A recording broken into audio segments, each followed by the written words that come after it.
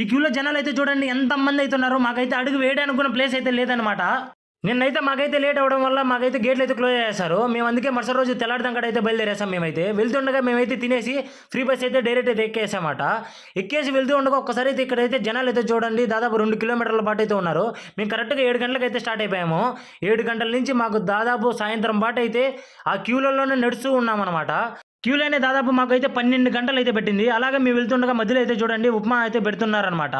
అలాగే వెళ్తూ ఉండగా వర్షం కూడా అయితే ఫుల్గా పడుతుందన్నమాట. ఇప్పుడు పిక్చర్ వచ్చేసి దాదాపు మధ్యాహ్నం 2 గంటల కాడ అయితే చూడండి 2 గంటలు కూడా వర్షం అయితే ఫుల్గా పడుతూనే ఉంది. ఆ వర్షంలో కూడా వాళ్ళు అయితే వడ్డిస్తూ సేవలు అయితే చేస్తున్నారనమాట. దర్శనం విషయానికి వస్తే మాకైతే దర్శనం అయితే సరిగ్గా కాలేదనమాట. ఎందుకంటే జనాలు ఎక్కువ మంది ఉండడంతో ఫాస్ట్గా అయితే దబ్బేస్తున్నారన్నమాట అక్కడైతే. ఇంకా మేము కూడా నెక్స్ట్ సారికి వచ్చి మళ్ళీ బాగా దర్శించుకుందామని అయితే అనుకున్నాము. ఈ లడ్డు కౌంటర్ దగ్గర చూడండి జనాలు అయితే ఎంతమంది అయితే ఉన్నారో. దీనిలో వచ్చేసి మనం ఒక్క ఆధార్ నెంబర్ పైన వచ్చేసి 2 లడ్లు అయితే ఇస్తారనమాట. మనం ఆన్లైన్ కూడా చేసేయచ్చు మనీ అయితే. అలాగే మనమైతే బయటకు అయితే వచ్చేసి దేవుడి దగ్గర టెంకాయ అయితే కొట్టుకునేసి మేమైతే ఇంటికి అయితే బయలుదేరేసాము.